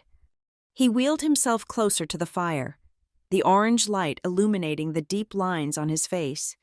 "I played the fool," Henry admitted, his voice dropping to a whisper that forced them to lean in. "For the last 6 months, I let you think I was slipping. I let you think I was weak. I wanted to see how far you would go. I wanted to see if there was a single shred of decency left in any of you." He looked at Mark. "I waited for you to stop her. Mark, just once. I waited for you to tell her not to take my money. I waited for you to tell Caleb to get a job instead of waiting for me to die." Mark began to weep, silent, heaving sobs, but Henry did not soften. "And you?" Henry looked at Vanessa. "You thought you could drag me to a lawyer, force a pen into my hand, and rewrite my life? You thought you could erase Elena?" "I did what I had to do for my son," Vanessa hissed, her eyes wet with angry tears. "Elena doesn't need you. She has everything. She is selfish." "She has everything because she built it," Henry roared. "She built it while you were stealing from me." The room fell silent again. The snow battered against the windows, sealing us in. Henry took a deep breath, composing himself. He turned to the notary public. "Mr. Henderson," Henry said, "please bring out the document we prepared this morning." Vanessa froze. "What document?" "The final will," Henry said calmly. "The one that replaces every draft, every fake paper, and every promise you thought I made." Loretta pulled a fresh, crisp document from her briefcase. She placed it in front of Henry. She handed him a pen. "Wait," Mark said, standing up halfway. "Dad, please, let's talk about this. You don't have to do this in anger." "I am not angry, Mark," Henry said, clicking the pen. "I am just finished." He looked at Elena, standing in the shadows. "Elena, come here." I walked over to him. I stood beside his wheelchair, directly in front of the fire. I felt the heat on my legs, a stark contrast to the cold fear radiating from the other side of the room. "You stand here," Henry said, looking up at me. "You stand right where everyone can see you." He looked back at the trio on the bench. "I am revoking the 50-50 split," Henry announced. "Vanessa, Mark, Caleb, you are out." "You can't do that," Caleb screamed, jumping up. "You can't cut us out. I am your grandson." "You are a predator," Henry said, "and I do not leave my legacy to predators." He looked down at the paper. "I am leaving the entirety of the estate, the land, the accounts, the mineral rights, and the timber holdings, to Elena Armstrong, with a stipulation that a portion be used to establish a scholarship fund in the name of her mother, my daughter, Eleanor." "No!" Vanessa lunged forward, her hand reaching for the paper. "Sit down," Ava shouted, stepping forward to block her. "You are on camera. Vanessa, do you want to add assault on an attorney to your list of crimes?" Vanessa stopped, breathing hard, her hands curled into claws. She looked at the camera on the mantel, then at the document, then at me. "Mark, do something!" she shrieked. Mark looked at his father. He looked at the pen hovering over the paper, and he slumped back into his chair. Defeated. "It is over, Ness. He has the tapes." Henry lowered the pen. In the heavy silence of the cabin, the scratching of the nib on the paper sounded like a scream. He signed his name, Henry Ellis, clear, strong, undeniable. The notary stamped it. Thump, thump. Henry handed the document to Loretta. Then he turned to face his family one last time. "You wanted a show," Henry said. "You wanted a public spectacle. Well, here it is. You are witnessing the transfer of power. And do you know why? Not because Elena is my favorite, but because when she was beaten, she walked away and built a castle. When you were given everything, you tried to burn it down." He looked at Caleb, who was staring at the floor, his face red with humiliation. "You have 48 hours to vacate the rental property," Henry said. "I am selling it." "Grandpa," Caleb whimpered. "Do not call me that," Henry said. "You lost that right when you went on the internet and lied about my life." He turned to the camera on the mantel and stared directly into the lens. "If they lie about today," Henry said to the recording, "play this in court." He signaled to Loretta to cut the feed. The red light on the camera winked out, but the fire behind us was burning brighter than ever. I looked at Vanessa. She wasn't looking at me with anger anymore. She was looking at me with fear. She realized, finally, that the girl she had beaten by the fireplace was gone, and the woman standing in front of her held the deed to her destruction. The room was so quiet that the sound of the paper sliding across the heavy oak table sounded like a blade being sharpened. Loretta Vaughn did not just hand over the document, she presented it, smoothing the crisp white pages with a flat palm before stepping back to let my grandfather take the floor. This was not the draft Martin Cole had been waving around. This was thick, bound in a blue legal cover, and it smelled of fresh ink. Grandpa Henry adjusted his glasses. He did not look at the papers immediately. He looked at Vanessa, then at Mark, and finally at Caleb. He was savoring the moment. I realized. He was letting the suspense rot them from the inside out. "This," Henry began, his voice echoing slightly off the timber walls, "is the final disposition of the Ellis estate. It supersedes all previous drafts, all verbal agreements, and any piece of paper you might have bullied me into signing while I was medicated." He looked down and began to read. Item 1. The entirety of the real estate holdings, including the land in Redford, this cabin, and the mineral rights associated with the original homestead, are hereby transferred to my granddaughter, Elena Armstrong. Caleb made a noise in the back of his throat, like a strangled animal, but Henry did not stop. Item 2.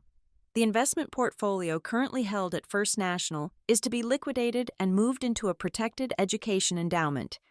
This fund will be named the Eleanor Ellis Memorial Scholarship, dedicated to the memory of my late daughter.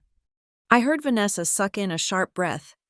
Naming the money after my mother, The woman she had tried so hard to erase from this family's history was a calculated strike. It meant that every cent Vanessa wanted to spend on luxury cars and vacations would instead go to pay for the tuition of girls who were smart, poor, and hardworking. Girls like I used to be. Item 3, Henry continued, his eyes hardening as he looked at his son. To my son, Mark Armstrong, you have shown me that you lack the spine to lead this family or protect its vulnerable members. Therefore, you will receive a monthly stipend of $1,500. This amount is calculated to ensure you do not starve, but it will not support a lifestyle of leisure. You will have to work. Mark, for the first time in 40 years. Mark slumped forward, putting his head in his hands. $1,500 a month. It was barely enough to rent a studio apartment in this economy. Item 4, Henry said, turning his gaze to Vanessa. To Vanessa Armstrong. Vanessa straightened up, her eyes wide, desperate for a crumb. You are to receive a one-time payment of $12,000, Henry said.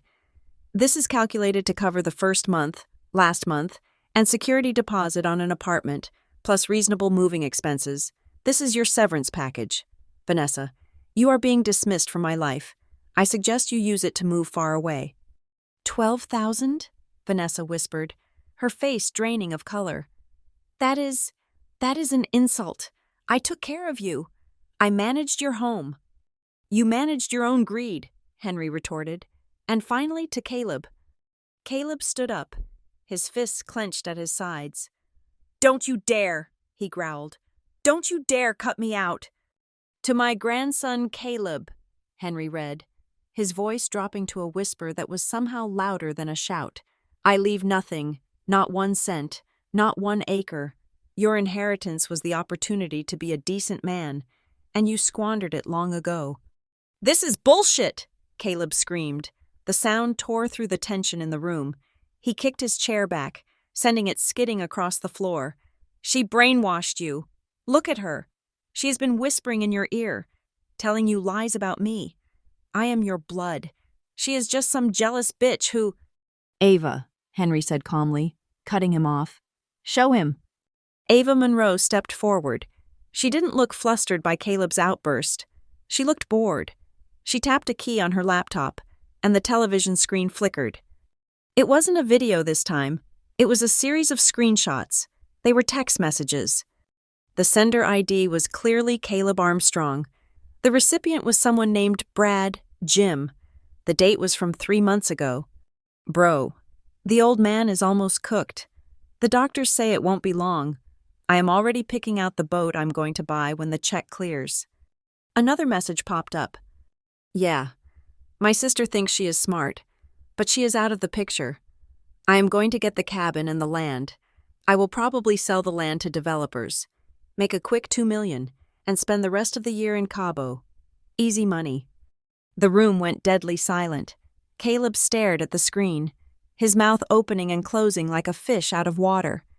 You were selling my land before I was even in the ground, Henry said. You were planning your vacation while I was learning how to walk again after surgery. Brainwashing? No. Caleb, Elena didn't have to say a word. You told me exactly who you are with your own thumbs. That is private, Caleb yelled, his face turning a blotchy red. You hacked my phone. That is illegal. It is discovery, Ava corrected him with a shark-like grin. And it goes to character. You claimed Elena was the greedy one. The evidence suggests otherwise. I won't let you do this, Vanessa shrieked. In a moment of pure, unadulterated panic, she lunged. She didn't go for me. She went for the paper. She threw herself across the table, her manicured claws reaching for the will in Henry's hands, intending to rip it to shreds. No, Mark shouted, but he didn't move. Ava Monroe did. For a corporate attorney, she moved with the speed of a linebacker. She stepped between Vanessa and Henry, catching Vanessa's wrist in midair. It wasn't a violent block, but it was firm, an iron wall of professionalism halting a chaotic force. Vanessa, stop, Loretta barked from her seat. The camera is recording. If you touch that document, or if you touch Mr. Ellis, You will be leaving this cabin in the back of a police cruiser." Vanessa froze. She was breathing heavily, her chest heaving beneath the fur coat. She looked at Ava's hand on her wrist, then up at the blinking red light of the camera on the mantel. She slowly pulled her hand back, trembling with impotent rage. "It doesn't matter if he signs it," Vanessa spat, smoothing her hair. "We will contest it. We will tie this up in probate for 10 years. We will claim he was coerced. You will never see a dime of this money. Elena, I will burn it all on lawyers before I let you have it." Henry laughed.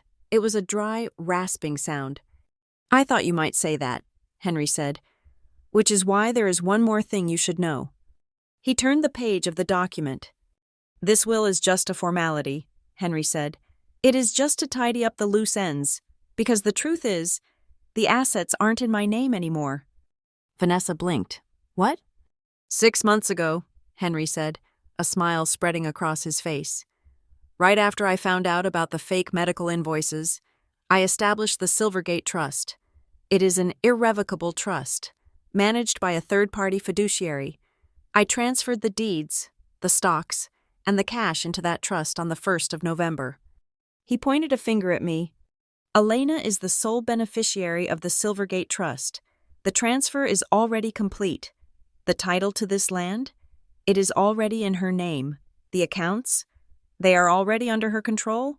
You can sue the estate all you want. Vanessa, you will be suing an empty shell. The money is gone.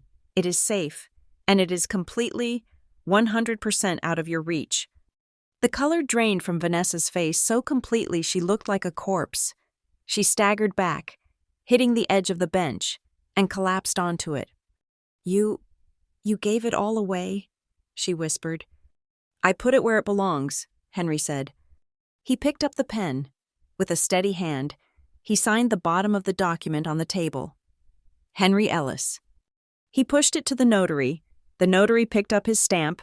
Thud-clack. The purple ink sealed the deal. Loretta Vaughn stood up and gathered the papers. "The drafts held by Martin Cole are hereby declared void," she announced formally. "This meeting is concluded." Henry turned his wheelchair to face his family. The firelight caught the tears in his eyes. But they weren't tears of sadness. They were tears of relief. "You looked at my granddaughter and you saw a victim," Henry said, his voice shaking with emotion. "You targeted her because you thought she was weak. You thought because she was quiet, she was stupid. You thought because she didn't fight back with her fists. She didn't have any fight in her." He beckoned to me. "Elena!" I stepped forward. I stood right next to his wheelchair, my hand resting on the back of it, claiming my place not just as his heir, but as his protector. I stood tall, squaring my shoulders, looking down at the people who had made me feel small for 2 decades. "Today," Henry said, gesturing to me, "you are finding out what happens when the person you treated like nothing turns out to be the only one holding the keys. You thought you were the main characters of this story. You were just the villains, and the villains never win." Caleb was sitting on his chair, his head in his hands, rocking back and forth. The arrogance was gone. The TikTok persona was gone. He was just a broke 20-something with no skills and no future. Mark looked up, his eyes red and pleading. "Dad, please, I am your son. 40 years. Doesn't that mean anything? Can't we start over?" Henry looked at him with a profound, exhausting sadness. "You had 40 years. Mark," Henry said softly, "you had 40 years to be a father. You had 40 years to stand up to your wife and protect your daughter. You had 40 years to be a man. You chose the easy way out every single day. And now it is too late. You made your bed. Go sleep in it." The wind howled outside, rattling the window panes. But inside, the air was still. The war was over. The treaty had been signed, and the aggressors had been stripped of their weapons. Henry turned his chair slowly until he was facing the camera on the mantel. He looked directly into the lens, his expression stern and final. "If they lie about what happened here today," Henry said to the future, "if they try to tell a judge that I was confused, or that I was forced, or that I did not know exactly what I was doing, play this tape." He stared for 1 second longer, searing the truth onto the digital file. "Cut it," he said to Loretta. The red light went dark. I looked at Vanessa. She was staring at the empty fireplace grate, her hands trembling in her lap. She knew. She finally, truly knew. The game was rigged. But she wasn't the one who had rigged it. The old man in the wheelchair and the girl she had beaten by the fire had outplayed her, and they had done it without raising a hand. 3 weeks later, the creeping cold of winter had fully settled over Colorado, but the heat inside the Clearwater County District Court was stifling. The courtroom was packed to capacity. Caleb's viral TikTok campaign had backfired in the most spectacular way possible. Instead of rallying support, it had drawn a crowd of spectators hungry to see the greedy granddaughter face off against the abandoned family. My stepmother, Vanessa, sat at the plaintiff's table wearing a modest wool cardigan and no jewelry, a calculated costume designed to make her look like a grieving, destitute woman. Mark sat beside her, staring at his shoes. Caleb was twitching, scrolling nervously on a phone he had hidden under the table until the bailiff made him put it away. Their lawyer, Martin Cole, started his opening statement with a sermon about family values and the sanctity of the patriarchal legacy. He painted me as a corporate shark who had swooped in at the 11th hour to prey on a confused, dying man, stealing the moral inheritance that rightfully belonged to the male heir. Ava Monroe did not give a sermon. She gave a masterclass in evidence. She didn't waste time with flowery adjectives. She simply walked to the center of the room and connected her laptop to the courtroom projector. "Your Honor," Ava said, her voice cutting through the stale air like a knife. The plaintiffs claimed that Elena Armstrong manipulated her grandfather through emotional coercion. We submit that the only coercion present in the Ellis family was the blunt force trauma inflicted by the plaintiff, Vanessa Armstrong. She hit play. For the second time, I watched the video from 13 years ago, but this time, I wasn't watching it in a cabin with my abusers. I was watching it in a room full of strangers, court reporters, and a stern-faced judge. The sound of the iron tongs hitting my spine echoed off the high ceiling. Thwack! A collective gasp went through the gallery. The judge, a woman with reading glasses perched on the end of her nose, flinched visibly. Ava didn't stop there. She immediately queued up the video from the cabin. Recorded just weeks ago, the courtroom watched Henry expose their fraud. They heard Vanessa screaming. They saw Caleb's text messages mocking his grandfather's death. They saw the calm, deliberate way Henry signed the new will. Then came the financial forensics. Ava projected the bank statements. Here, Ava pointed to a highlighted column. We see 5 years of monthly transfers labeled medical expenses, and here, we see the corresponding deposits into Caleb Armstrong's personal account, used to purchase a jet ski, a lift kit for a truck, and VIP concert tickets. This is not elder care, Your Honor. This is embezzlement. Martin Cole tried to object. He stood up, sweating, and stammered about family dynamics and how money is fluid in a household. "Objection overruled," the judge snapped, not even looking at him. "Ms. Monroe, please continue." When I took the stand, I didn't shake. I didn't cry. I sat with my hands folded in my lap, looking at the lawyer who had tried to destroy my reputation. "Ms. Armstrong," Ava asked me, "did you ask Henry Ellis to buy the lodge in Maple Ridge for you?" "No," I answered clearly. "I bought the lodge in Maple Ridge using my own funds. Saved over 8 years of employment at Northline Metrics. I provided the court with my W-2 forms and closing disclosure statements. My grandfather did not contribute a single cent to the purchase price." "And why did you leave home at 19? I looked directly at Vanessa. She refused to meet my eyes. "I left because my stepmother beat me with a fireplace tool because she thought I was hiding money," I said. "There was no other abuse. I was not starved. I was not locked in a closet. But the moment she swung that iron bar, I knew that if I stayed, I would eventually pay for their greed with my life." The silence that followed was heavy. It was the silence of truth settling into the cracks of their lies. Then, Henry asked to speak. He did not take the stand. The judge allowed him to speak from his wheelchair, positioned right in front of the bench. He looked small in the vast room, but his voice carried the weight of a final judgment. "My wife, Eleanor, was the kindest woman I ever knew," Henry said, his voice trembling slightly. "She worked hard. She never asked for credit. She just did what needed to be done." He turned his head to look at me. "Elena is the only person in this room who shares her blood and her spirit. For 10 years, she returned every check I tried to send her because she wanted to make it on her own.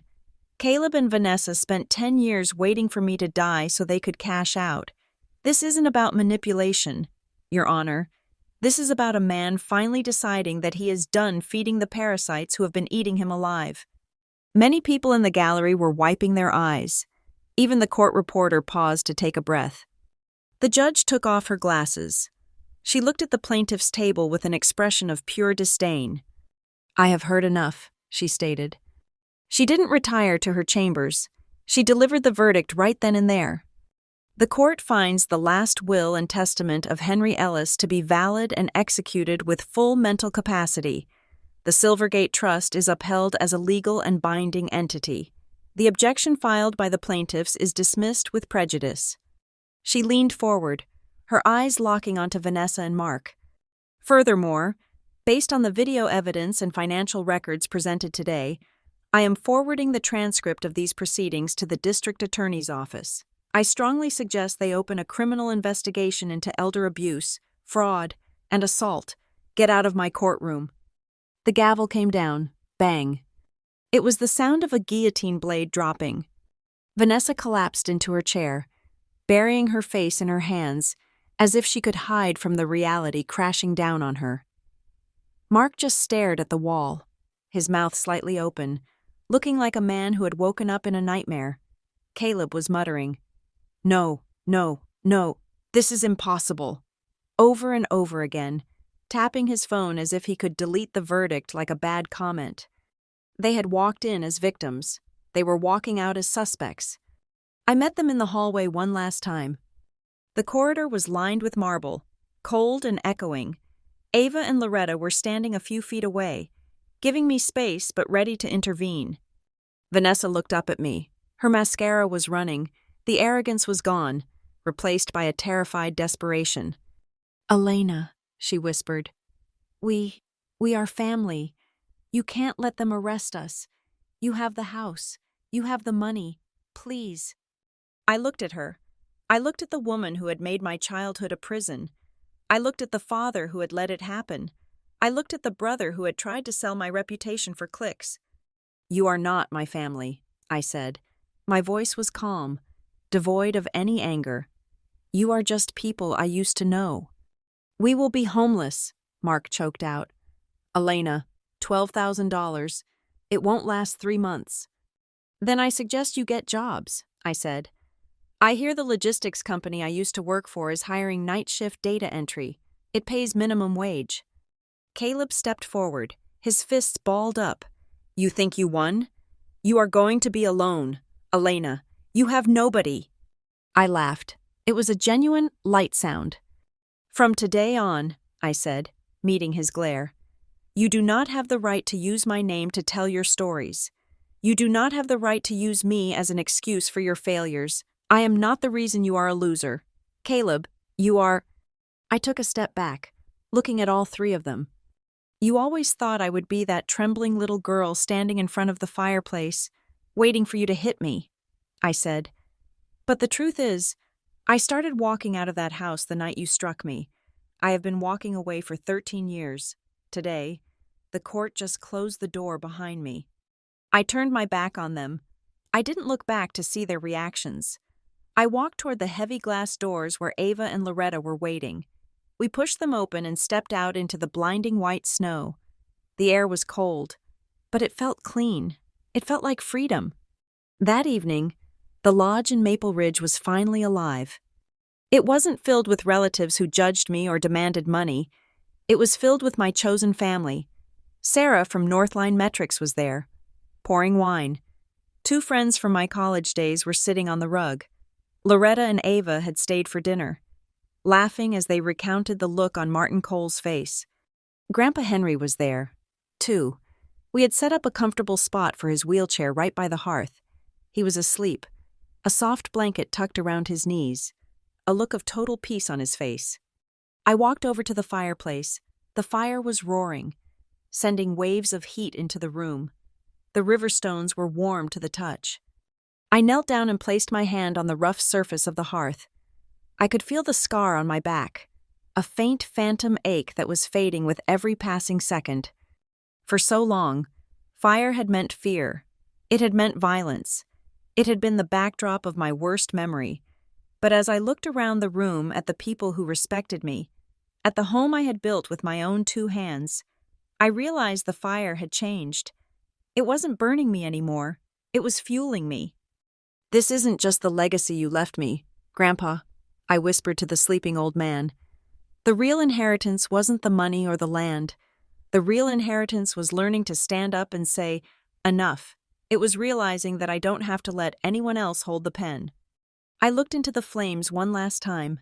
The orange light danced in my eyes, reflecting a future that was entirely, completely mine. "And that," I said to the silence, "is the end of their story and the beginning of mine." The fire crackled, sending a shower of sparks up the chimney, disappearing into the dark, wide sky. Thank you so much for listening to my story. It has been a long journey from that cold night in Redford to this warm fire in Colorado, and I am grateful you stuck with me until the final verdict. I would love to know where you are tuning in from today. Are you listening on your commute, at the gym, or maybe sitting by your own fireplace? Let me know in the comments below. I love reading about where our community is growing around the world. If you enjoyed seeing justice served and want to hear more stories about people taking back their power, please make sure to subscribe to the Lila Revenge Stories channel. Hit that like button to help us out. And if you really want to support the channel so these stories can reach more people who might need to hear them, please smash that hype button. Stay strong. And remember, the best revenge is a life well lived.